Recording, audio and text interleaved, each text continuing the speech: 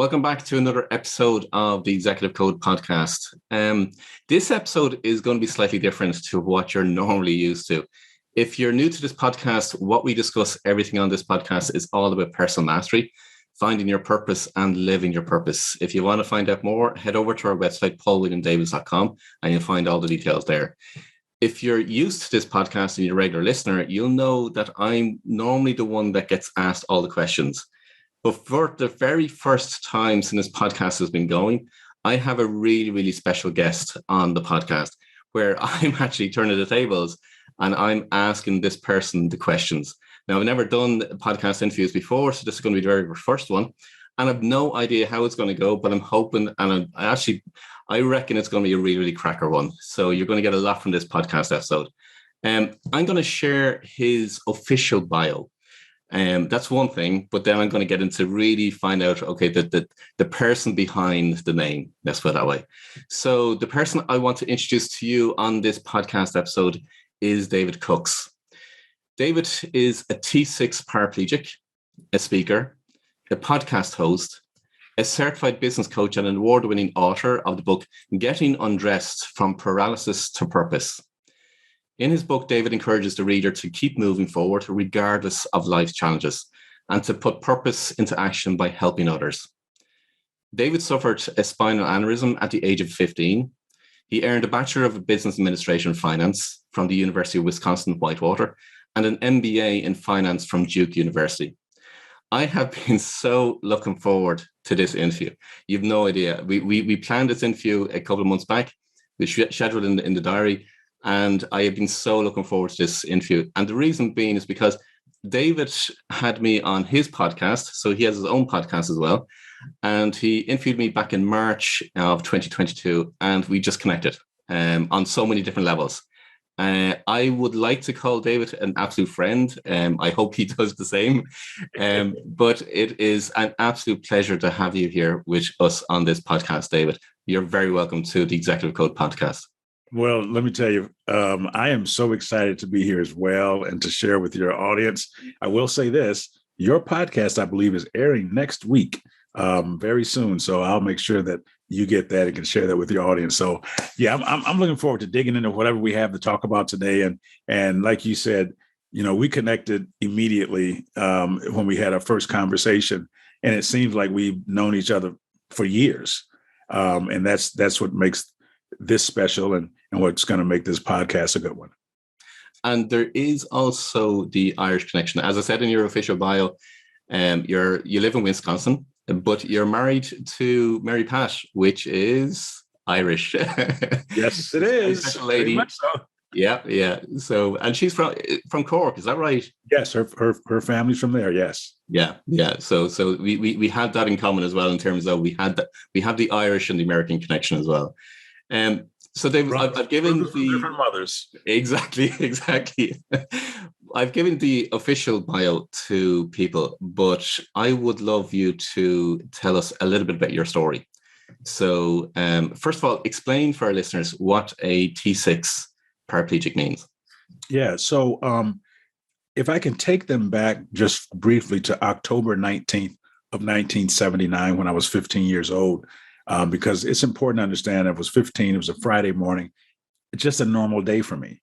I had already gotten a physical to play basketball earlier, and the doctor gave me the thumbs up. And with a little back pain that morning, I left for school and even played basketball that day. And by that evening, within 24 hours, I was in a wheelchair because a blood vessel had erupted on my spinal cord. And the T6 level is just below the diaphragm, was the area of where the paralysis occurred. And so it was obviously it was a moment that I always remember, but it wasn't a moment that ended my life, but it began a new way of living for me. So what was your life like before that? And then, so bring us through. You were playing basketball. Then all of a sudden this happens in your life and life after that. Yeah. Up to that time, now you remember I'm a teenage boy and I'm just starting to, figure things out and like girls and stuff. And play. We grew up in the city here in Milwaukee, and so we would go to the playgrounds and stuff and play all the time. That's just what we did. We were kids. We were out and played. We had to make sure we studied and did our homework, and then we did that. Well, after I had the spinal aneurysm, I had to literally relearn how to do everything, how to get dressed, how to get in and out of a car, how to get in and out of a tub to take a shower or a bath and that kind of stuff. And that was probably the most challenging thing was tackling the physical aspect of the change, and not letting it attack me in my mind. I was grateful because my parents were and family continued to be a key supporters for me. And I remember my dad, who's passed now, saying to me, I will never let you fall. And I didn't know what he was talking about. And I guess he sensed that I was uncertain sometimes about the wheelchair and how fast I should go or where, but he said, we're not gonna let you fall. And I took that as, we're gonna make sure you're gonna be okay. And we're gonna do whatever it takes for you to be okay. And that began the journey. And that was also, it kind of began in the rehab center, when we began to talk about what the possibilities were in life. I just did not, and my family, we did not want to hear any negative talk. We wanted to know what's possible, what can he do, what are the next steps, and then begin to have a life that was going to be altered. It's altered. Now, let me just let your listeners know. I have walked and I have not walked. And walking is much better. Don't get that twisted. It is much, much better and a lot easier. But that being said, I still needed to understand that although my legs became paralyzed, my purpose didn't, and neither did my passion. I just had to rediscover the route really to take to make sure that I was being the best person that I was designed and uniquely made to become. And I'm grateful that I think I found that. Yeah. Because there's a quote that I highlighted in your book when I was reading through it. And there's so many nuggets in your book and so many highlights in your book, to be honest with you, David. But one of them, and it's relevant to what you're just saying. And what you say is obstacles only change the direction we must take to reach our goals. They don't change our goals. And you go on to say that the obstacles along the way didn't redefine me, but they did redirect me. So often in our minds, we make obstacles permanent in our existence, which cause us to stop. So for our listeners, did I say that? You say that, yeah. For our listeners, because one thing came true really, really strong reading your book, and for somebody at the age of 15 to have what I call a life-altering event, where it as you say, it doesn't redefine you, just it alters the course or the route that you have to take. What comes across is a very, very strong mental attitude towards, no, we've got a goal to achieve, so let's go after achieving. For listeners that to this particular podcast, whereby there's so much happening in the world right now. There's a lot of challenges, and there's, you and I know that there's an awful lot more challenges to come. What would you say to them in terms of what's the advice that you would give to help them deal with those challenges and those insecurities perhaps that come up in life? I think the first thing that has helped me is I live in a space of gratitude. I begin with gratefulness, and I try to find something that I can be grateful for, because that changes the atmosphere in my mind. And it makes me so appreciative that it helps me to see more clearly and move forward. So I think gratitude is very important. And I think the next thing that I would recommend for people with that gratitude is to celebrate the wins in your life. The little victories in these difficult times is even more important to celebrate than ever. And it might just be a little thing, but I know that for the day, let me share this with you. It's been about a month ago now. it's the first time in the past 2 years that I did not have a nurse coming to my home because I was recovering from sepsis. And the day that I was declared healed, there was nothing, and there has been nothing that can upset my day, because I'm just so grateful that I'm where I'm at. And I think that that becomes important. I celebrate that. I also think that win today. You know what? You can't make today the best day you can make it. You really have to, with all that's going on, inflation and wars and all these things that are happening. You've got to, and you need to be aware of things, but you also need to know how to not listen to everything, and to not flood your mind with these, and to put yourself in a position where just for that day we had some peace. For that day we had some quiet, and the older I get, the more I value my peace, my PEACE. And I'm going to fight for that. So we talked about gratitude. We talked about celebrating wins. We're talking about living in the moment. When things are dire and the diagnosis is not good going forward, you can't live in the diagnosis. You have to live in the now. And I think people need to take care of now and be grateful. Celebrate your family. Celebrate the people that are important in your life. Recalibrate yourself. We're you know what? We're in a reset and in a reboot. You know how we have sometimes your computer just isn't working right, and you just got to do a hard reboot. And I think that's sometimes something that's going on right now, and it'll get us to think differently about what's happening around us. And the last thing I will say, find somebody else to serve. Find someone else to give to. It helps when you can take your problem, which is legit, and put it aside for a moment and go and help somebody else with theirs. You'll be amazed at what that will do for you and your perspective about what's happening. Good. And absolutely, yeah, there's a major reset happening right now at the moment. And it's so it can be challenging for a lot of people to feel that gratitude when they have so much going on. But you're absolutely, I hear what you're saying in terms of you've got to be grateful. You just have to be. You have to put yourself in the position of the people that you see on TV and other things that are just going through unbelievable things.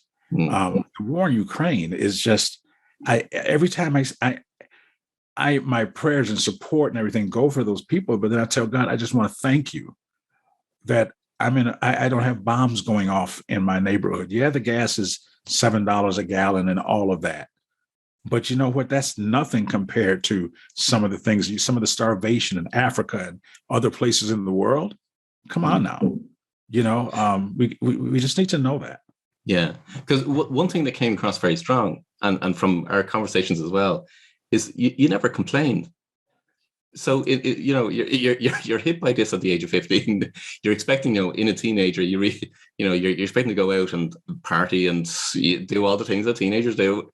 But there wasn't an ounce of complaining. Now maybe you're just hit that day, but that's definitely something I picked up in terms of there wasn't one complaint, there wasn't one given out, there wasn't one complaint about your situation or anything like that. And this inner drive that you had, literally just to keep going. Yeah, you had goals that you had set for yourself, and we'll talk about some of those in a moment. But you went after your goals. So where does that come from? Well, I think it's my family and my faith. I think that we have, and even in our home right now, me and my wife, we have a no complain zone, because for those who read scripture, it talks about do everything without complaining. And all of the times as I've studied scriptures and different things, people that complained always got in trouble, and it didn't work out too well for them.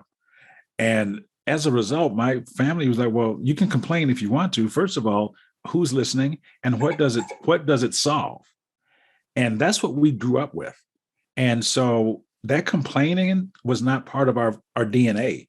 And did I have questions? Did I have like concern. Yes, and I would be like, well, why are we doing this or why? But it was never complaining about anything. And that's because my parents, they grew up in the really tough South here in America during some of the hardest racism that people could experience. The dogs and the water hoses and the crosses being burned, they grew up in that. And so once that was a part of who they were, I think they wanted us to understand it's better now and you have nothing to complain about. And it was made pretty clear. And it goes back to the perspective thing we just talked about. Yeah. When you take a look at when I was in a rehab and I saw, that was my first time seeing so many people with so less ability than I had, who had brain injuries and all different kinds of things that I had never seen before. And they really needed help to do everything. They could do nothing on their own. Man, look, that's all I needed to see. And after that, you would never get a complaint out of me. I may get tired. There are days I don't feel like getting in and out of the car and that kind of stuff, but I'm not going to complain.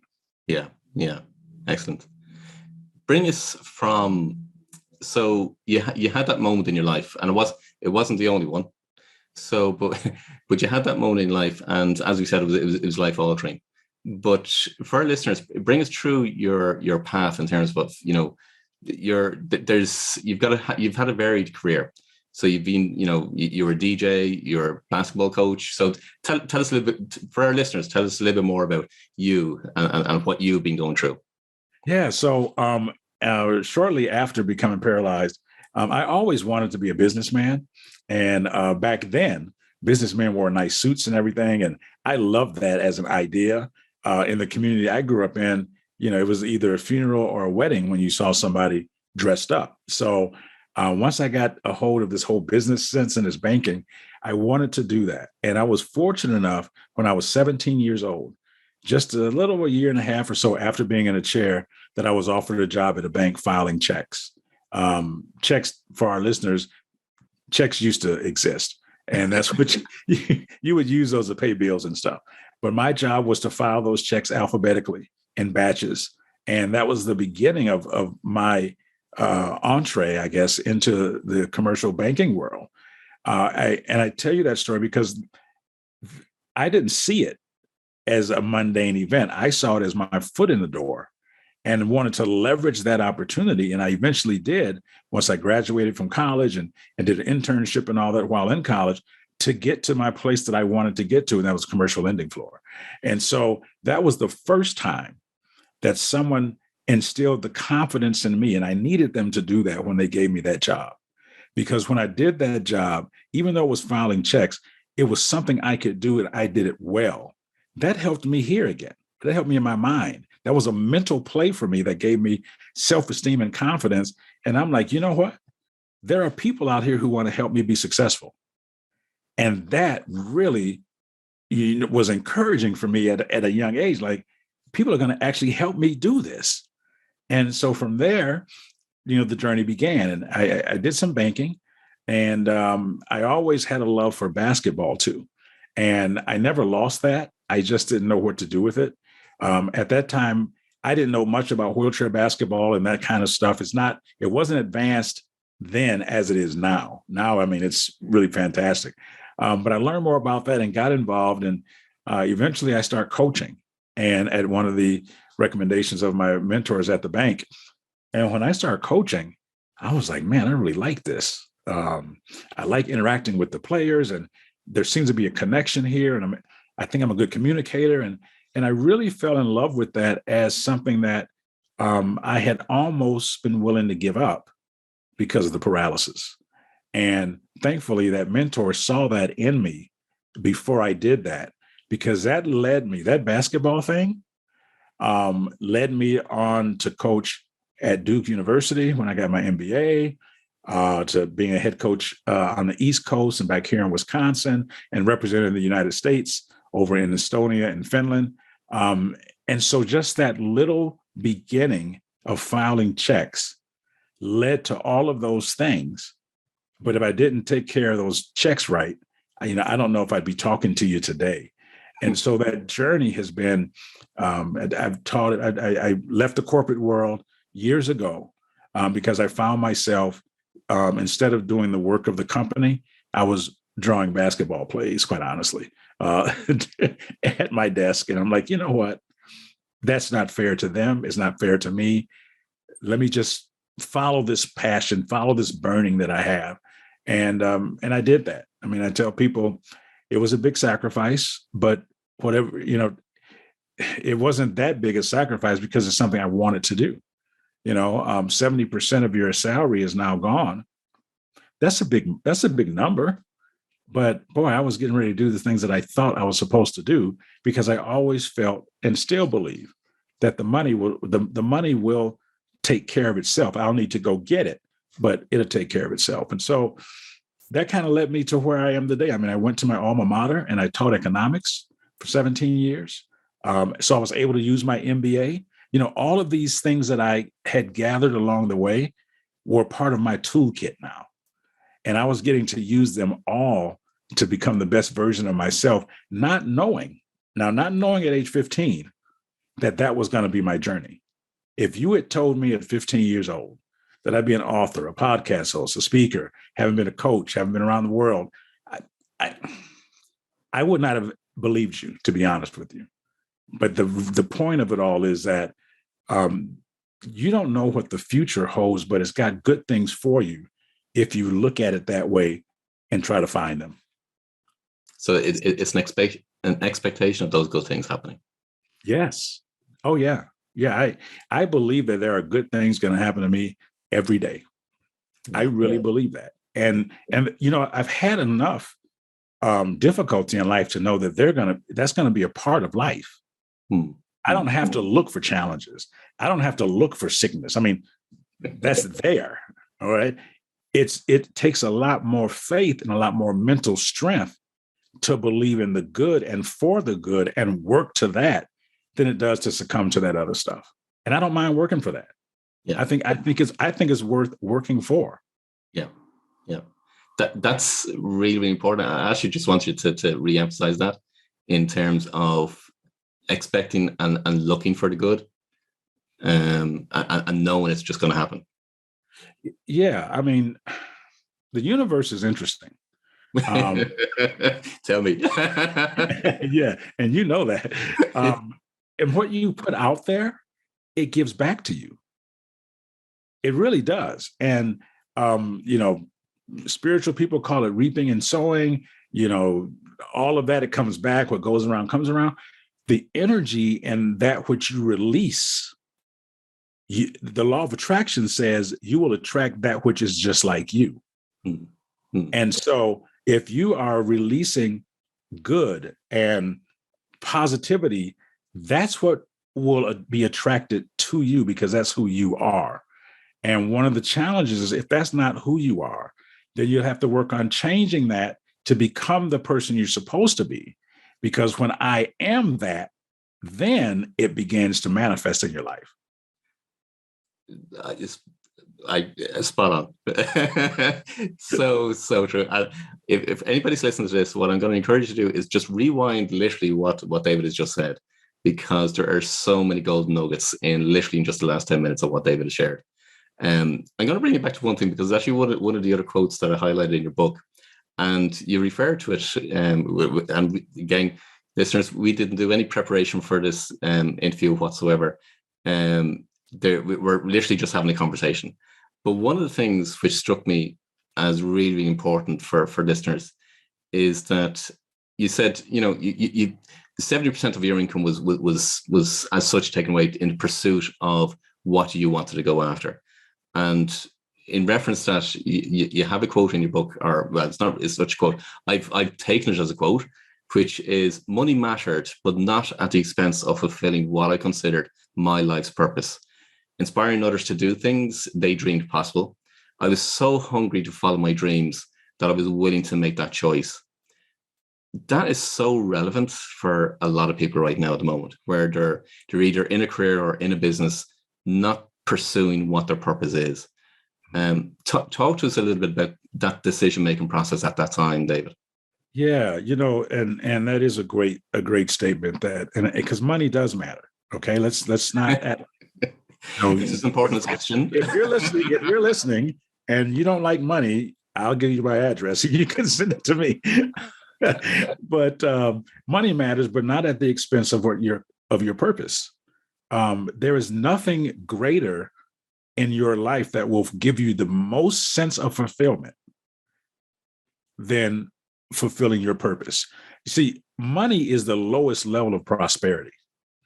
Okay. One of the highest levels of prosperity is serving. I believe the universe, God creates servants who become leaders. And when we learn how to serve, it takes away it changes your priorities. Money's still on there, but it's not everything. And so just to understand the feeling I get, and emotions are emotive. When you move, moving, doing things creates an emotion. And there is absolutely nothing I enjoy more than hearing 10 years down the road from someone that, hey, you said something to me, you don't remember it, but that changed my life. You called me when I was sick, and I know you don't remember that. And I was like, no, I don't. But you did call and you checked on me, and I always remember that. What is that worth? How much is that worth? That's worth, I can't, I don't know how much that's worth. It's worth a lot. And so that's the point in terms of when you really are locked in on what you are put on earth to do, the satisfaction you get from that goes beyond anything material that you can gain. And there's nothing wrong with material gain. I believe you can have it. I believe you can have a cow and the milk too if you get two cows. About that. So that's kind of the approach that I have. And what you're willing to sacrifice is an indication of the importance of where you're headed. And just gauge what you're willing to give up. And that will tell you how significant your future is. If you're not really giving up, it's not a sacrifice. If it's not, take a look and see what you have left after you've after you made a sacrifice. That will be a real test for you to see if you made a sacrifice or not. Because what you sacrifice is actually a seed for the future. And a seed can do everything except plant itself. Right? That seed gets in the ground, it gets to doing what it's got to do. But the only thing a seed can't do is put itself in the ground.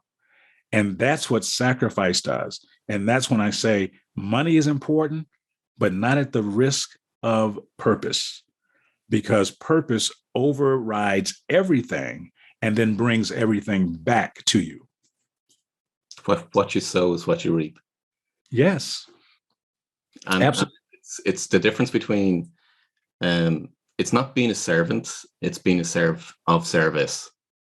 Yes. Very, very different dynamic. Yes. And I think that's a great differentiation, because I think there is a difference between being a servant and serving and being in service. Yeah. And I think that serving and being of service has a much different ring to it, a different connotation than being a servant. But servant leadership and all is important. But just put yourself in the position. Let me define service for your audience. It's finding a way to make somebody else's life better. That's it. Yeah. With the intent of wanting the best for them. Yes, with the intent of wanting the best for them, with nothing in return for you. You will get the satisfaction of it. But that's not really what you just want what's best for them. And if I can do something to help your life become better, that is the model of being a servant leader, of service. It's very simple. And you know what, Paul, it's interesting. Sometimes we complicate these things. And that could be as simple as helping someone get their groceries to the car, or opening the door for someone that's struggling to get in. You know what I mean? I used to think it had to be a big deal. And the older I got and the more I was in the chair, the more I appreciated the fact that people were serving me by opening the door, by offering to take my groceries to the car for me. For a while, I rejected that because I thought I needed to be totally independent. Well, I also learned that I was denying those people the right to have a blessing in their life. And once I realized by me not letting them help and serve me, I was preventing them from being blessed and preventing them from having a good outcome. That after that, it changed everything. I began to understand that law of reciprocity. Yeah, yeah. Take us to because as I referred to earlier on, at the age of 15, that wasn't your first challenge, or major challenge. Let's put it that way. So take us to 2016, and you're on a flight to Boston. Yeah, 2016. I had just left the high school after 17 years, and I remember telling my wife, I think my assignment's up at the high school. I think I'm supposed to speak and write a book. And speaking was the easy part. The writing the book, well, that was a little more difficult. So I was in pursuit of the speaking thing really quick. And I was on a flight. I was headed to Boston, Massachusetts, here in the United States. And I had just gotten a contract with the Speakers Bureau, and I was supposed to just go and give them 10 minutes of my spiel. And then afterwards, look to sign some contracts and that kind of stuff. Well, partway through that flight, I started to have problems breathing. And I didn't know what it was. And I must have been pretty sick because the person next to me went to another seat. So I was like, I must have looked a wreck. And so I remember the flight attendant said to me, would you like some oxygen? And I said, sure. I mean, oxygen has never killed anyone. So let me take it. And I get off the plane and I let them know, hey, if you can have an EMT waiting for me, I need to get to the emergency room, because I've got about 3 hours before I have to speak. And so they get me to the hospital, and I'm in the emergency room. And the doctor comes in and he says, you have submassive blood clots in your lungs, and you're not going to be going anywhere anytime soon. And I was like, I don't know what that means. What do you mean I'm not going anywhere soon? I've got to give a speech in 3 hours, And then the gravity of it hit me like, oh, this is could be like a life-threatening kind of thing. That was interesting because it was a wake-up call for me in a number of ways. One, as I was in the hospital and I began to get treatment and everything, there were some former students there that were now doctors that had heard that I was in the hospital. And they began to tell my story to the people in ICU. I didn't tell them anything. I didn't tell them about Duke basketball. I didn't tell them I was a speaker. I didn't tell them anything. Well, I had other people doing the talking for me. The doctors began to come in and ask me about why I don't have a book. And I was like, are they serious? I'm in ICU. Why are you asking me about a book? Like who does that? And they just kept, and they started asking my wife when she came, and I began to just realize, okay, you know what? I think I'm on the right road. I'm out of order though. I think I'm supposed to do the book and then go speak. I was going to go speak and, get to the book whenever I got to it. But once those doctors started talking to me about that, I changed course. And I did not believe that I was going to die at that point because I still sensed I had a lot of things left to do in life. But it did make me really refocus on what I was supposed to be doing and the order in which it was supposed to happen. And I often say that it's important to listen to the interruptions in your life because they're trying to teach you something. That was an interruption.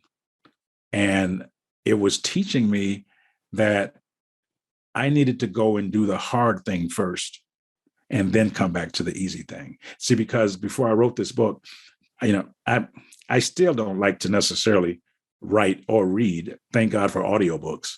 But that was a challenge for me. That was a stretch that was going to take me beyond my comfort zone. And that was one of the greatest things that could have happened to me.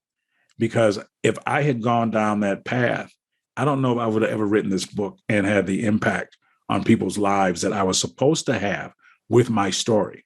And you see, Paul, we talk about this, those of us that do this podcast thing. Your individual story is the most powerful tool you have. There's people that are waiting to hear from you, because what you've gone through in your life is not for you. It's for someone else.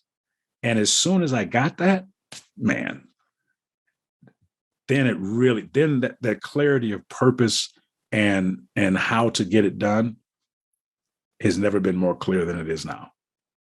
Brilliant.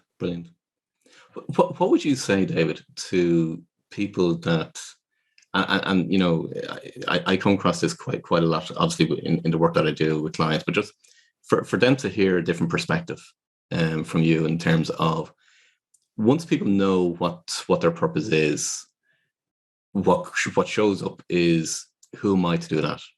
What will other people think? Where do I even start? And all those fears, and you referred to it just a few moments ago in terms of, sometimes we got to step out of our comfort zone in the pursuit of what our purpose is. So what is it that you would say to listeners in terms of, they know and they have that burning inner desire to really make a difference and do something, but they're concerned what other people might think? Well, first of all, I will say this statement. Other people's opinions are simply that. That's their opinions. They're not factual about who you are. We have been created with infinite possibilities in our lives. We start hearing as a kid about limitations. Don't touch that stove, it's hot. Don't do that over there. So we begin, and we need boundaries, but we also begin to limit our thinking on what we can do. And like, why can't you do that? Why can't you be the first one?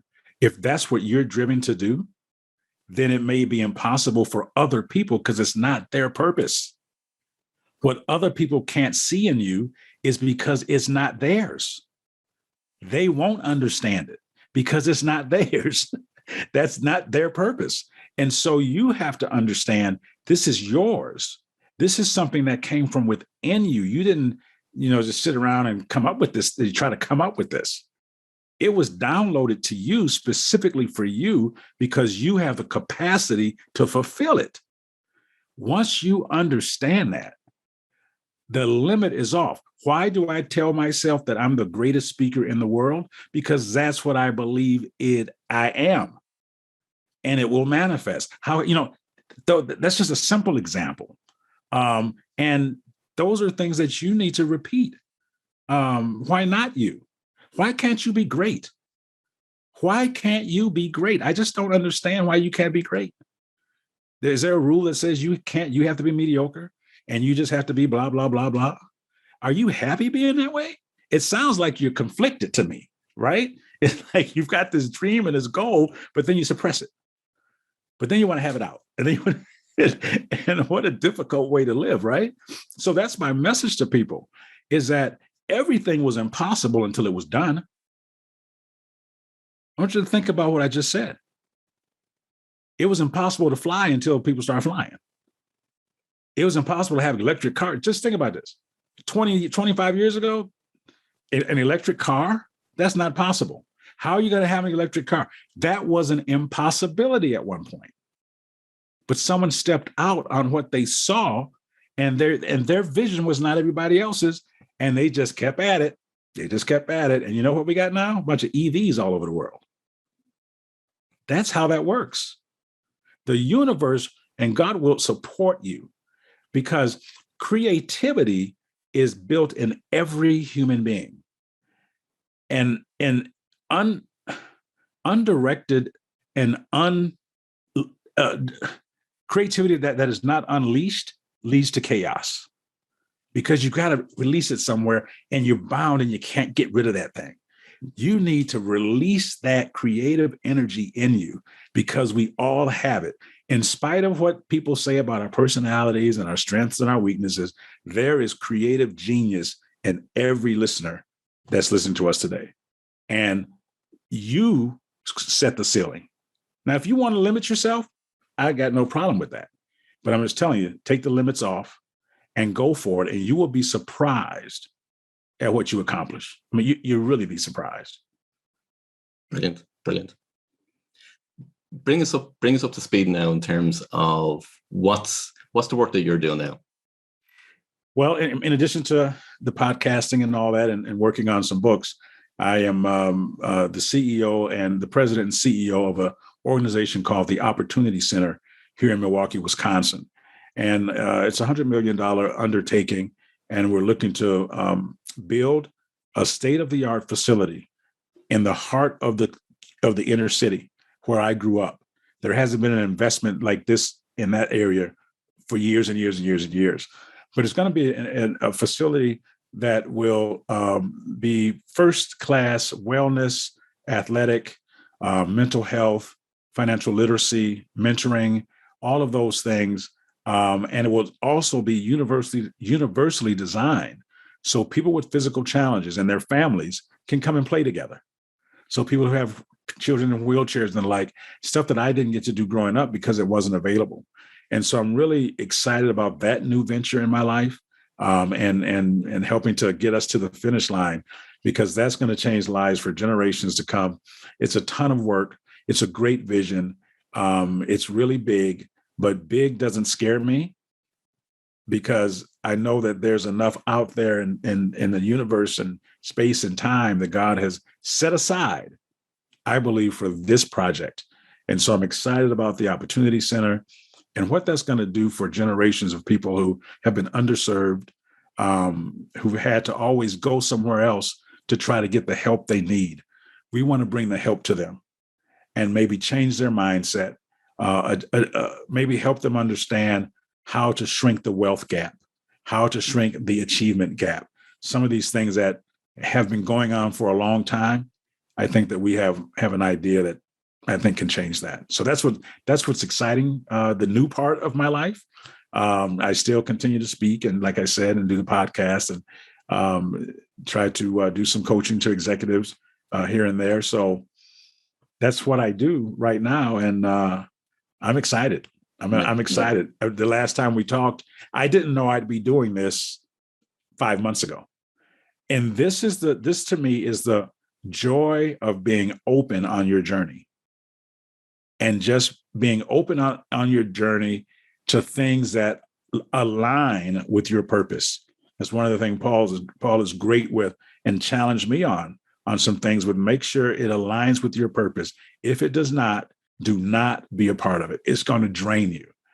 These things that are purpose-driven actually energize you.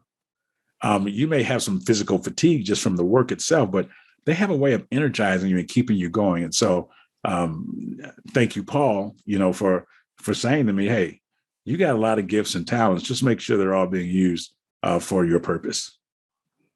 Amazing. Absolutely amazing. David, you've shared so much on this podcast, I have to say. So many nuggets. And I know the listeners are going to go back and replay this episode several times.